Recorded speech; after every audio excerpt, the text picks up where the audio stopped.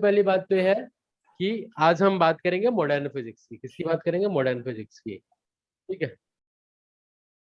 ठीक है। आवाज सुन पा रहे हो? उज्जवल, हर्ष, सोनू, प्रिया, नितिन जी, किरण और ये अंशु। ठीक है, यस सर, सब ठीक है। सभी प्रेजेंट है। ठीक है, तो हम बात करेंगे मॉडर्न फिजिक्स की। तो मॉडर्न फिजिक्स के बारे में बात करते हैं। तो सबसे पहली बात तो यह है कि मॉडर्न फिजिक्स स्टार्ट मतलब कि पढ़ते क्यों हैं। ठीक है, तो एक प्रैक्टिकल सा आंसर आएगा आप लोगों की तरफ से, क्योंकि सर आईआईटी में इसके सवाल आते हैं और नीट में इसके सवाल आते हैं। सही बात है? हाँ सर, ज्यादा वेटेज होती है। Yes sir. प्रैक्टिकल सा आंसर है इसका। ठीक है, क्योंकि इसके सवाल इसमें पूछते हैं, वरना में हम इसे पढ़ते तक नहीं। ठीक है, पढ़ना कौन चाहता है? कोई नहीं पढ़ना चाहता। ठीक है, सवाल आते हैं आईआईटी में, इसलिए हम पढ़ते हैं। है कि नहीं? बोलो बोलो। Yes sir. ठीक है, हाँ सर। जी सर। तो फिजिक्स का डेफिनेशन पता है हम लोग दिया करते थे इसी तरीके से। जब हम स्टूडेंट मतलब आईआईटी के लिए प्रिपेयर करते थे तो फिजिक्स का डेफिनेशन देते थे कि फिजिक्स क्या है। जो आईआईटी के सिलेबस में हो और जो मैथ्स नहीं हो, केमिस्ट्री नहीं हो, उसे फिजिक्स कहते हैं। ठीक है, क्या समझे? नीट के सिलेबस में बिल्कुल हो, सर। नीट के सिलेबस में हो और वो आईआईटी नहीं होना चाहिए, सॉरी केमिस्ट्री नहीं होना चाहिए और मैथ्स नहीं होना चाहिए, उसे फिजिक्स कहते हैं। ठीक है, बायोलॉजी।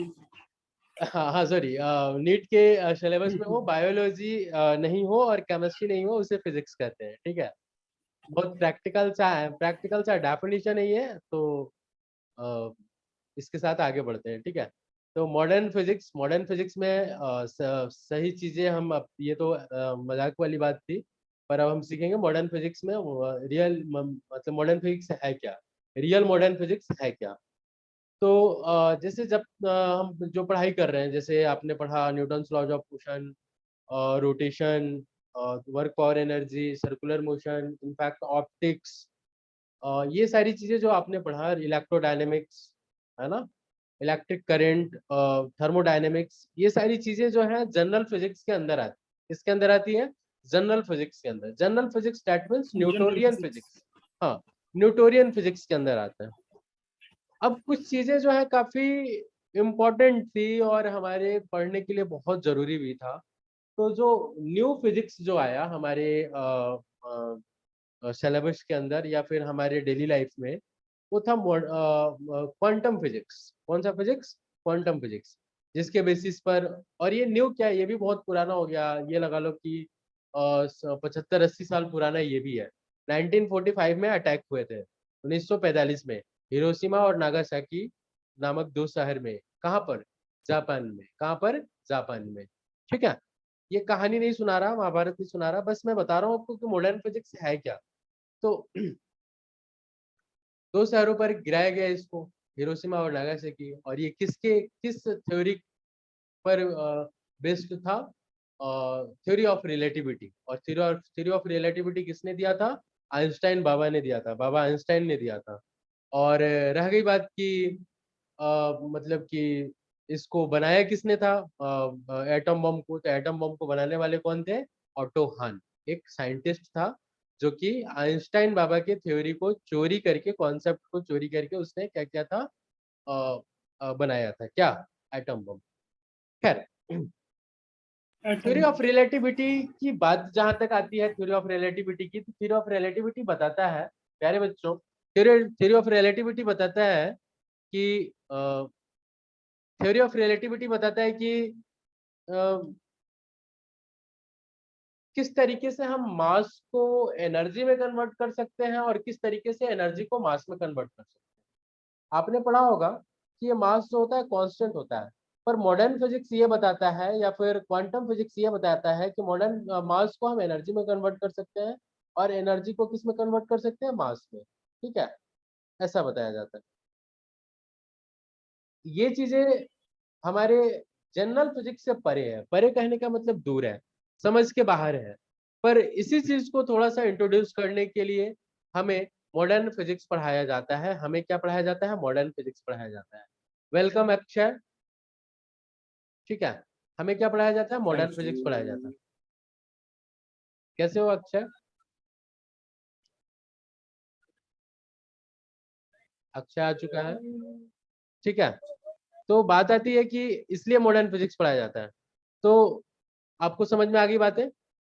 ठीक है, तो इसी चीज को हमने मतलब कि आईआईटी वालों ने या फिर नीट वालों ने या फिर मेंस वालों ने आईआईटी के साथ आईआईटी के सिलेबस में डाला, ताकि बच्चा थोड़ा सा मॉडर्न फिजिक्स को जान सके, ताकि बच्चा थोड़ा सा मॉडर्न फिजिक्स को जान सके। ठीक है, तो जब हम आगे की बात करते हैं तो सबसे पहली बात है नेचर ऑफ लाइट। किसके बारे में बात करेंगे? नेचर ऑफ लाइट के बारे में। किसके बारे में बात करेंगे? नेचर ऑफ लाइट के बारे में। बताओ नेचर ऑफ लाइट कोई बच्चा बता सकता है तो बताए, माइक ऑन करके बता सकता है। देखो, first impression is last impression. जो मुंह खोलना तो ढंग से खोलना, कुछ भी मत बोल देना।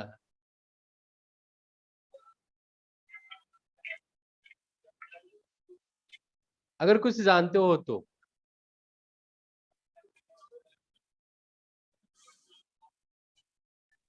सर लाइट जो है Light वो is a एक form of electromagnetic electromagnetic wave. हाँ, वेव। हाँ ओके ओके, नेक्स्ट। हाँ सोनू कंटिन्यू करो, नितिन ने अभी माइक को ऑफ कर लिया मैं भी अपना। यही कह रहा था कि हाँ, लाइट होती है वो एक इलेक्ट्रोमैग्नेटिक वेव होती है। शाबाश, आगे। और नितिन आप?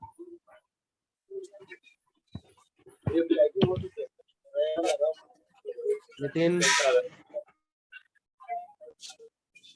और कोई बच्चा? उज्जवल, हर्ष, अक्षय, प्रिया, अंशु?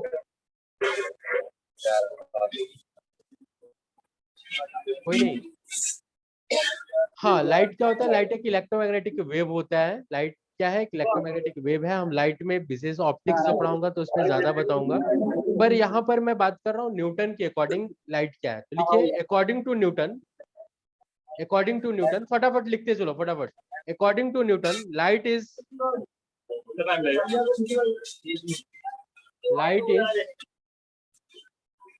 किसी का माइक ऑन है और बहुत शोर आ रहा है उधर से।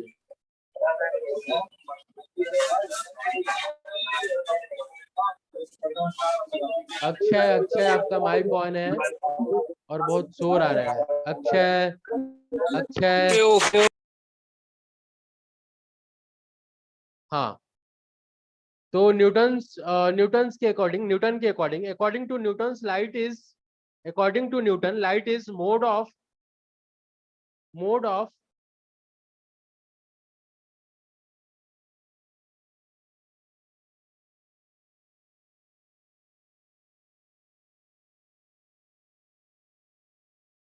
according to Newton light is mode of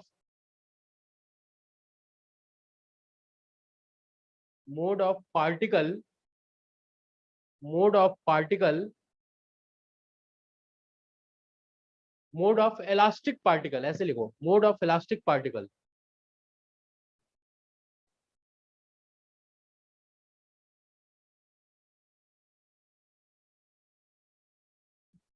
according to Newton light is mode of elastic particle which can travel with the speed of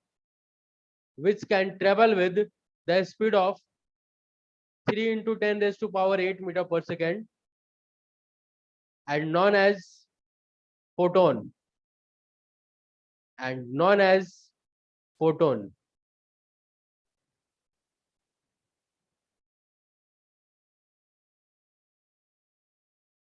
and known as photon। लिख लिया सबने? यस और no? Yes, sir. Yes sir हो गया। कोई बात नहीं अक्षय, होता है। ठीक है, नेक्स्ट। देखो, न्यूटन साहब ने बताया कि ये पार्टिकल है। न्यूटन साहब ने क्या बताया कि ये पार्टिकल है। लाइट क्या है? पार्टिकल्स, बहुत सारे पार्टिकल से मिलके बना है। ठीक है, तो उसमें फोटोन्स हैं, फोटोन से मिलके बना है। पर यही हाइजन साहब ने बताया, हाइजन वेव थ्योरी बताता है कि ये पार्टिकल नहीं है, ये वेव है। और ये थोड़े एडवांस थे। कौन? हाइजन साहब। ठीक है, मॉडर्न थे ये। तो मॉडर्न फिजिक्स के टाइम में, यानी कि क्वांटम फिजिक्स के टाइम में इनका जन्म भी हुआ था। तो हाइजन साहब ने बताया कि ये क्या है, वेव है। According to this nature of light, Huygens Huygens wave theory लिखो, Huygens wave theory,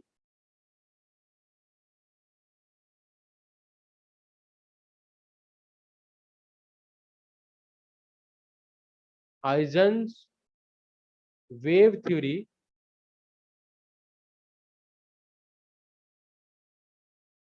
Huygens wave theory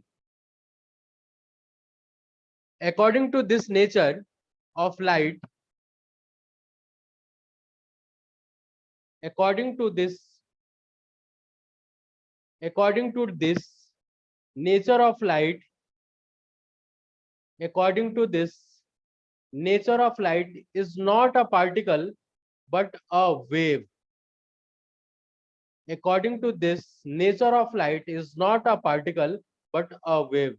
आज थोड़ा बेसिक बेसिक सा चलेंगे, सारी चीजें बताऊंगा मैं, ठीक है।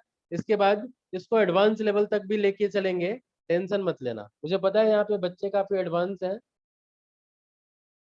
पर बोर मत होना। एक दो क्लास प्लीज बोर मत होना, फिर आप खुद बोलोगे कि हाँ अब लेवल बहुत सही है। ठीक है, क्या बताया? According to this nature of light, according to this nature of light is not a particle but a wave. किसने बताया? Huygens wave theory. Huygens wave Huygens theory के अकॉर्डिंग ये क्या है, बताओ बच्चों, बताओ। वेव है। वेव है। ओके। यस है। फिर है Maxwell, Maxwell electromagnetic theory of light. Maxwell electromagnetic theory of light.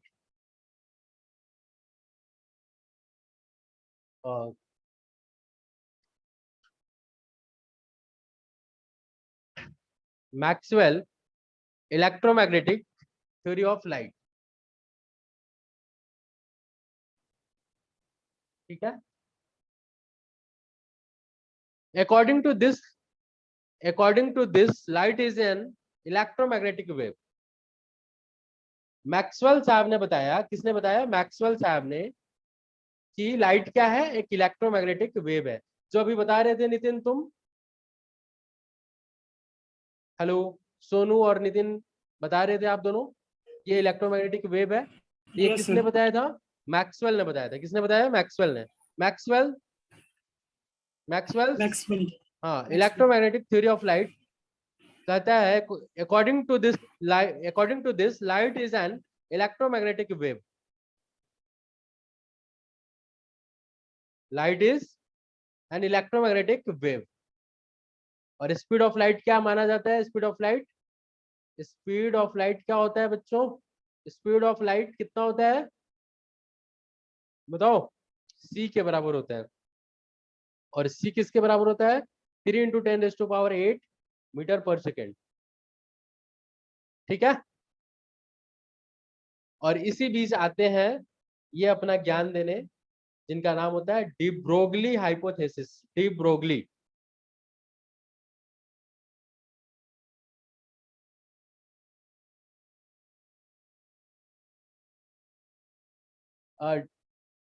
De Broglie hypothesis. चल रही है class.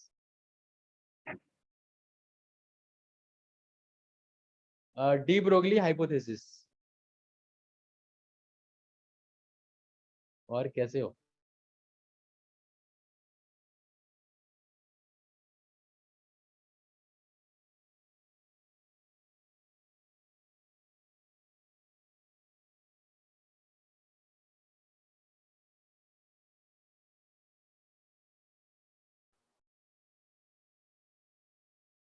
De Broglie hypothesis, in fact de Broglie इसका नाम नहीं था, सॉरी, डी ब्रोगली ही, ऐसे लिखते तो ऐसे ही है, पर इसका जो प्रोनाउंसिएशन होता है डिब्रॉय, डिब्रॉय होता है, डिब्रॉय। हम गलत प्रोनाउंसिएशन करते हैं, ठीक है। तो इसका क्या होता है, डिब्रॉय, ठीक है। डिब्रॉय हाइपोथेसिस, ये पीछे क्यों रह जाए भाई, ठीक है। इन्होंने बताया अकॉर्डिंग टू, लिखो डिब्रॉय हाइपोथेसिस, इन्होंने बताया अकॉर्डिंग टू डिब्रॉय, अकॉर्डिंग टू डिब्रॉय, मतलब देखो मैं बता रहा हूँ, न्यूटन साहब ने क्या बताया कि लाइट जो होता है इसके पास पार्टिकल नेचर होता है, लाइट के पास क्या होता है, पार्टिकल नेचर। और जो मैक्सवेल आए, मतलब हाइजन आए, हाइजन वेव थ्योरी देते टाइम इन्होंने बताया कि लाइट क्या है, एक तरीके का वेव है। मैक्सवेल आया तो बताया कि लाइट वेव भी नहीं है, मतलब वेव ही है, पर ये इलेक्ट्रोमैग्नेटिक वेव है, यानी कि इसमें इलेक्ट्रिक नेचर और क्या बोलते हैं, इलेक्ट्रोस्टैटिक नेचर और क्या बोलते हैं इसको, मैग्नेटिक नेचर, दोनों है। लेकिन जब आए डिब्रॉय साहब, कौन आए, डिब्रॉय साहब जब आते हैं तो उनका कहना होता है कि इसमें पार्टिकल नेचर, मतलब दोनों को सेटिस्फाई कर रहे हैं, मतलब दोनों को सेटिस्फाइड करने का काम कर रहे हैं। और ये बताते हैं कि इसमें पार्टिकल नेचर भी होता है और वेव नेचर भी होता है। इसी बीच हम आपको लोकेंद्र सर से मिलाते हैं। लोकेंद्र सर केमिस्ट्री के फैकल्टी होंगे आपके, ठीक है, और ये आईआईटी जोधपुर से हैं।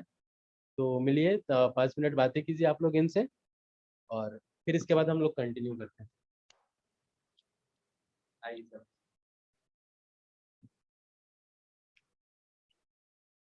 Hello student. सर हेलो, आवाज आ रही है सर? सबको आवाज आ रही है? हेलो। ये सर आ रही है। हाँ, माई सेल्फ लोकेंद्र सिंह। हाँ हेलो। हेलो, आवाज आ रही ना सबको? हाँ जी। हेलो, आवाज नहीं आ रही क्या सबको?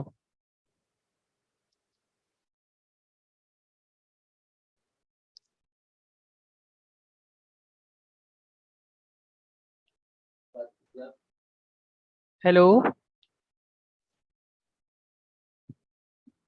ये आ रही है आवाज? हाँ आ रही ना सबको आवाज? जी सर हाँ।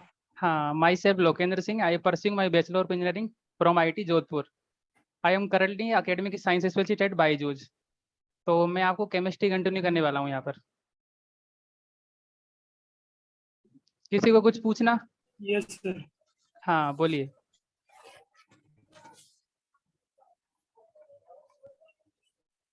हेलो। केमिस्ट्री में मैं देखो केमिस्ट्री में जैसे मुझे आपके बारे में कुछ पता नहीं, अभी 11 12 कौन से मतलब कौन सा है आपका, 11 12 या 13?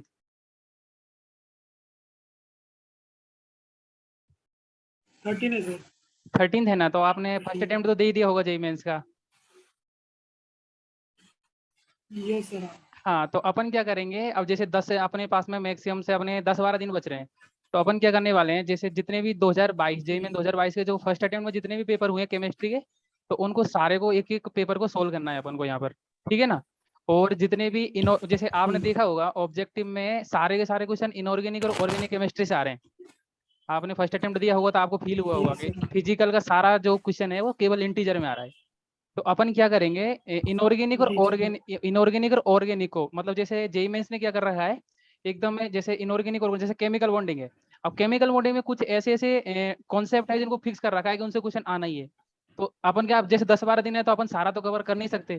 तो इनऑर्गेनिक ऑर्गेनिक में जैसे मुझे जो लगेगा कि यहाँ से क्वेश्चन आ सकता है, तो वो सारा अपन अच्छे से कवर करेंगे 10-12 दिन में। थ्योरेटिकल जो जो मोस्ट इंपॉर्टेंट कॉन्सेप्ट हो गए मैं सारा कवर करवा दूंगा, और सारे के सारे अपन पेपर कर लेंगे जितने भी अपने जेईई में 2022 के अंदर हुए हैं फर्स्ट अटेम्प्ट के अंदर। और आप बस क्वेश्चन लगाना, कोई भी डाउट हो वगैरह हो सारा ग्रुप बना देंगे आपके लिए। और बताओ कोई बात यस हो, सर। कुछ कुछ भी बात पूछना हो तो बोलो कोई भी।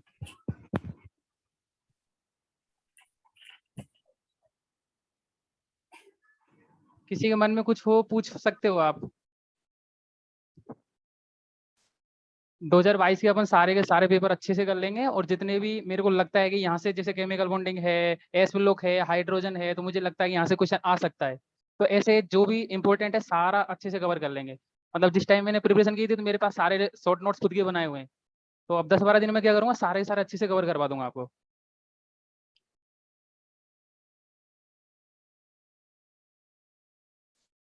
आवाज आ रही है ना सबको? ये सर आ रही है। हाँ, तो फिर अब कृष्णा सर को देते हैं, वो अपनी क्लास कंटिन्यू करेंगे। ठीक है, बाय फिर।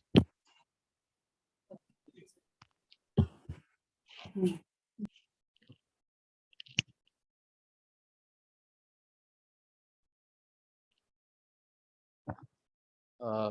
लोकेंद्र सर से बात किया आप लोगों ने, थैंक्स टू लोकेंद्र सर।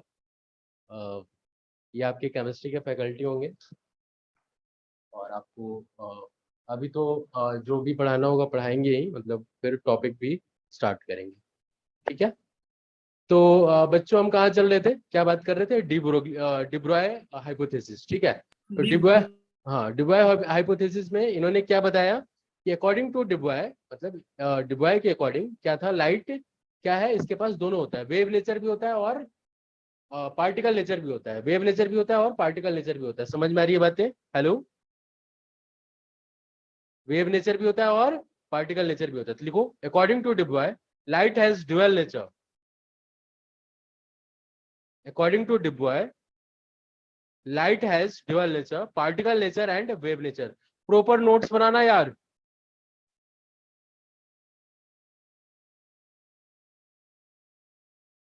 बच्चों प्रॉपर नोट्स बनाना है आप लोगों को, ध्यान यस दीजिए। सर आप नहीं।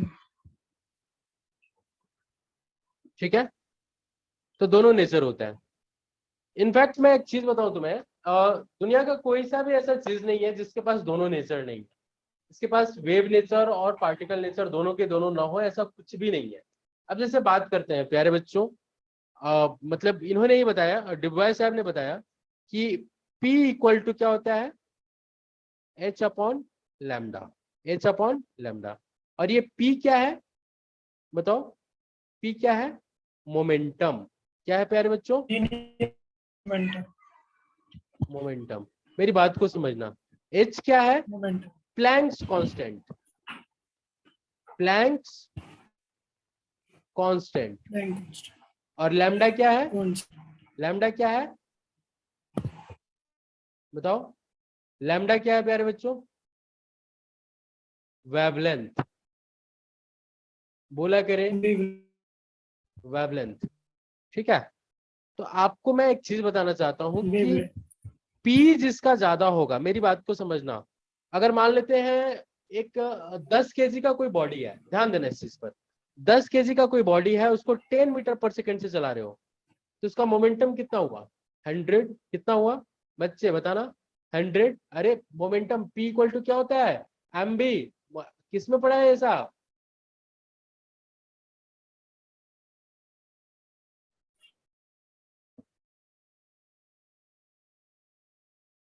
हम्म?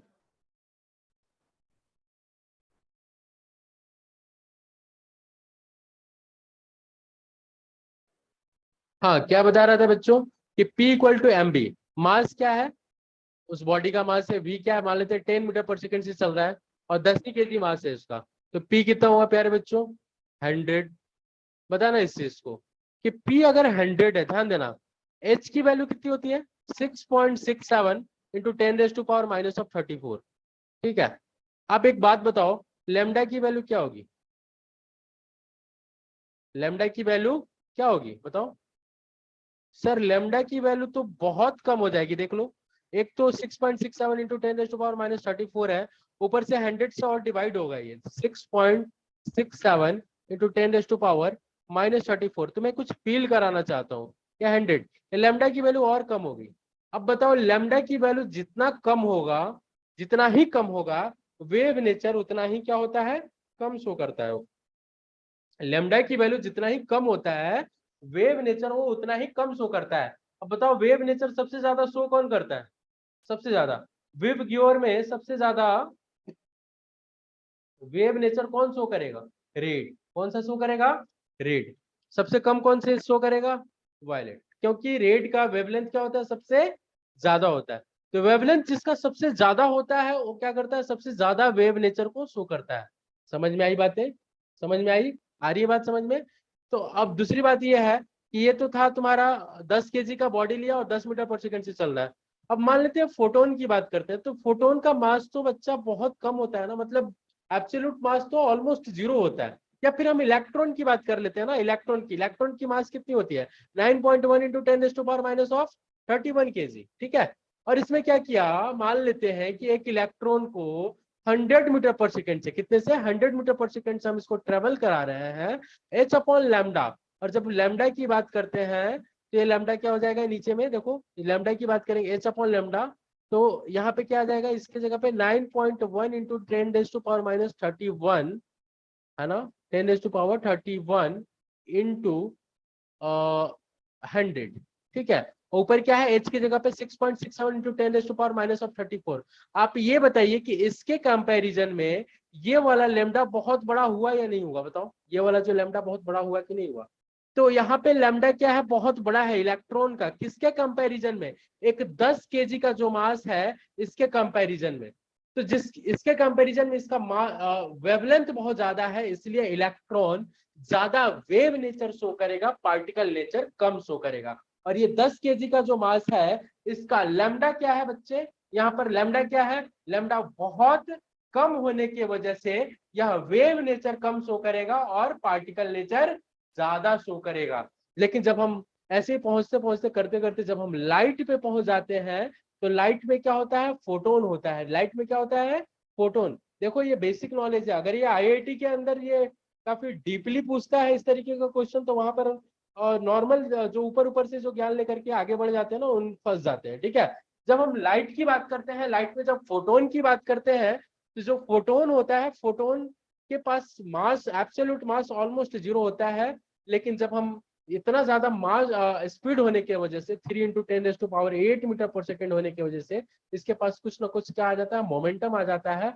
और जब हम h अपॉन लैम्डा की बात करते हैं तो लैम्डा h अपॉन p हो जाता है। और यहाँ पर लैम्डा इस तरीके से इतना होता है, लैम्डा यहाँ पर इतना होता है कि हम इसको वेव नेचर भी कह सकते हैं और इसका पार्टिकल नेचर भी हमें देखने को मिल जाता है। लेकिन अगर किसी पार्टिकल का मास सर अगर, हाँ, वॉइस और वीडियो दोनों प्रॉब्लम है सर। वॉइस में प्रॉब्लम है? Hello hello.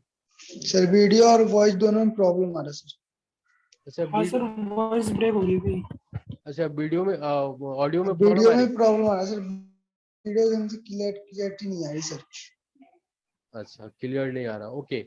ये प्रॉब्लम कल से नहीं आएगी, आज तो आप ये देख लीजिए अभी, ठीक है। कल से मैं इसको सॉर्ट वही आउट सर, करूंगा। नेटवर्क इशू है। हाँ, कल से मैं इसको सॉर्ट आउट कर लूंगा। और रह की बात इसकी, तो ये लेक्चर अभी यूट्यूब पे भी मैं डाल दूंगा, सर ठीक है। हाँ, हेलो, अभी मैं इसको यूट्यूब पर भी सर वीडियो भी ढंग से दिखाई नहीं दे रहा सर। वो अच्छा कभी कभी ब्लैक हो जा रहा है, पूरा पूरा स्क्रीन ब्लैक हो जा रहा है। अच्छा, कहीं आपका नेटवर्क तो खराब नहीं है ना? ये भी चेक कर लीजिए आप, क्योंकि यहाँ से तो फिलहाल तो सही है, बीच में थोड़ा सा गड़बड़ था पर अभी तो सही है। और वैसे जहां तक नेटवर्क की बात है तो मैं कल ठीक कर दूंगा इसको, ठीक है। कल पक्का डे, आज की प्लानिंग थी, आज एकदम से प्लानिंग बना और आज से मैंने शुरू कर दिया है। सो थोड़ी सी प्रॉब्लम है आज, ठीक है, सॉरी इसके लिए। बट अभी मैं इसको यूट्यूब पर